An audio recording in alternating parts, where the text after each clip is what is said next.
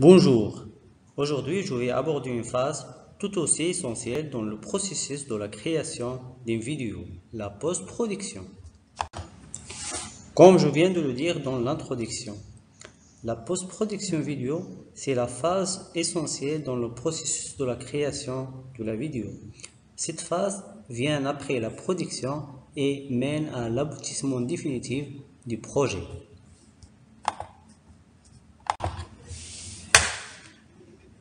Ça y est, votre tournage est terminé et vous possédez tous les rushs et vous êtes prêt à affronter la phase de montage en toute sérénité. Voyons donc ce qu'on va vous présenter aujourd'hui. Tout d'abord, on va vous présenter le montage, suivi par les équipements, ou bien on va voir les différents équipements utilisés pour faire le montage. Et vers la fin, on va voir les différents moyens pour diffuser votre vidéo. Le montage.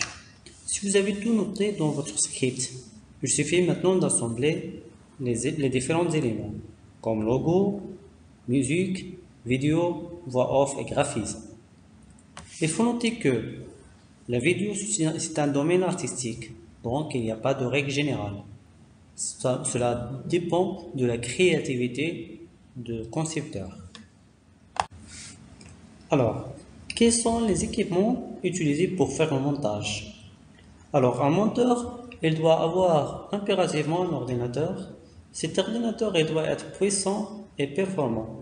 Sinon, ça sera l'enfer. Alors, le PC ou bien l'ordinateur doit être équipé d'un microprocesseur performant, de assez d'espace dans les disques durs. La RAM elle doit être puissante et le graphisme du PC il doit être aussi de qualité, de bonne qualité.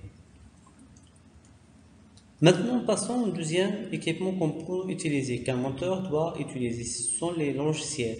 Alors, les logiciels, pour faire le montage, on trouve beaucoup, ça dépend du système utilisé. Alors, par exemple, pour le Mac, on trouve Final Cut Pro pour Mac. Et pour les PC Windows, on trouve aussi des logiciels comme Adobe Premiere Pro PC. On peut utiliser aussi d'autres logiciels de la collection Adobe comme Photoshop, Illustrator, euh, euh, euh, After Effects pour faire des effets et d'autres. Et aussi, le son est aussi important et aussi attractif dans une vidéo. Alors, c'est pourquoi le casque doit être puissant et la qualité de son il doit être bonne. Ça y est, maintenant votre vidéo est prête à être utilisée et à être distribuée. Mais la question, quels sont les moyens pour distribuer votre vidéo? On trouve les moyens classés comme la clé USB, le disque dur externe ou bien des DVD. Ou bien évidemment, on peut mettre votre vidéo sur Internet en utilisant des espaces de téléchargement comme Dropbox et Google Drive, ou bien vous pouvez publier votre vidéo sur YouTube. Un pixel est le plus petit élément constitutif d'une image numérique. Un pixel, c'est un point lumineux qui peut prendre une couleur basée sur les trois couleurs de base qui sont les trois couleurs de base RGB qui sont le rouge, le vert et le bleu. Si on zoome sur une image, on remarque qu'il y a des petits carreaux. Ces petits carreaux sont des pixels. Alors, comme on remarque dans ces images, les carreaux sont des pixels. Okay. Bon. Passons maintenant à la définition d'une image numérique. Une image numérique est entièrement composée de pixels. Comme je l'ai déjà dit, un pixel, c'est le petit élément qui construit une image numérique. Alors, l'image numérique, c'est un tableau de pixels. Chaque pixel, il peut prendre une valeur. Cette valeur, elle représente une couleur. Alors, cette couleur donc, représente une couleur de la nature. On sait que les bases des couleurs dans la nature sont le rouge, le vert et le bleu, RGB, red, green, bleu. Alors, chaque pixel il va prendre une valeur, c'est-à-dire une couleur. Et cette couleur-là, cette couleur ou bien cette valeur est codée sur 8 bits, 16 bits, 32 bits et ainsi de suite. Alors, si on prend par exemple un pixel qui prend une valeur par exemple 255,00, c'est-à-dire cette valeur, ou bien ça représente la couleur rouge, c'est-à-dire 255 pour le rouge, 0 pour le vert et pour le bleu c'est un 0. C'est 255, 0, 0. Alors, prenons un exemple. Prenons cette image ce petit oiseau. Alors, si on zoome sur cette image, on remarque qu'il y a des petits carreaux. Alors, ces petits carreaux, ce sont des pixels. Et comme on remarque là, chaque pixel prend une couleur, c'est-à-dire une valeur, c'est-à-dire une couleur. Après la définition d'une image numérique, on va voir quelques caractéristiques de cette image numérique. Tout d'abord, on va commencer par la première caractéristique qui est la définition. La question qui se pose, qu'est-ce que la définition d'une image? La définition de l'image, c'est le multiple de le nombre de pixels dans cette image. C'est-à-dire le nombre de pixels dans la hauteur fois le nombre de pixels dans la largeur. La largeur en anglais c'est width et la hauteur c'est height.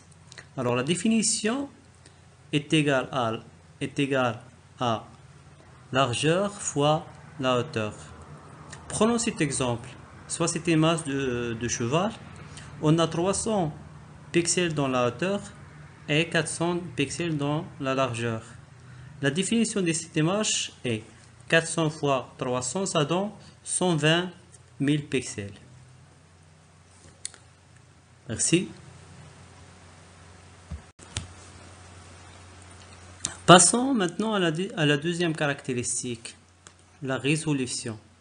Toujours on confond la définition avec la résolution, mais c'est pas la même chose. La définition, on l'a déjà définie, on l'a déjà vu.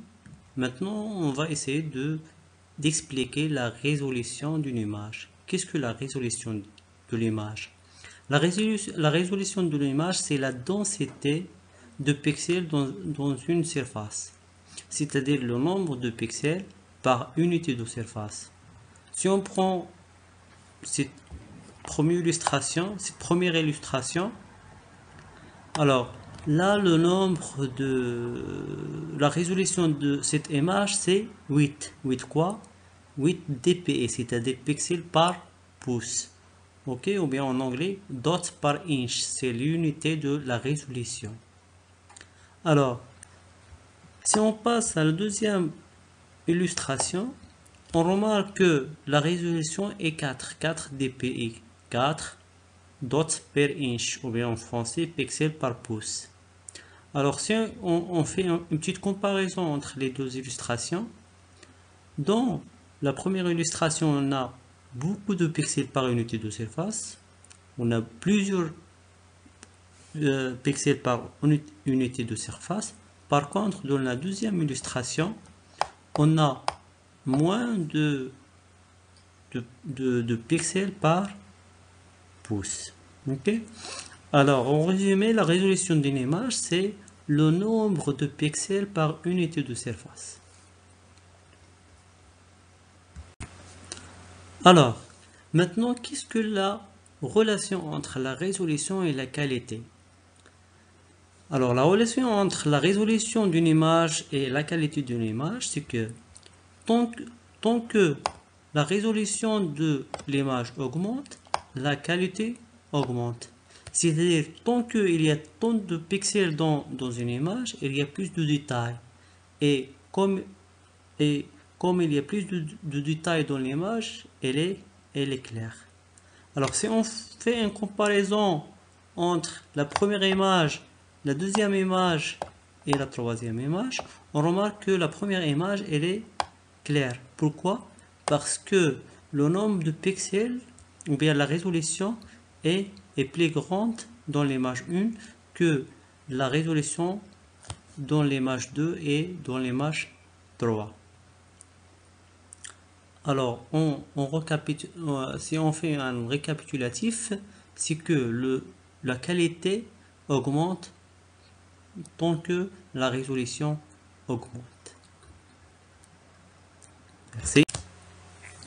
Après l'explication de pixels, de l'image numérique et ses caractéristiques, passons maintenant à expliquer une notion très importante dans la post-production, qui est la vidéo.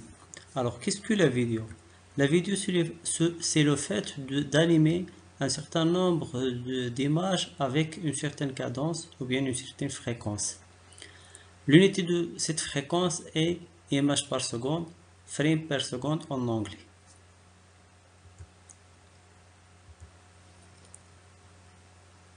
Souvent, la fréquence doit être un petit peu grande.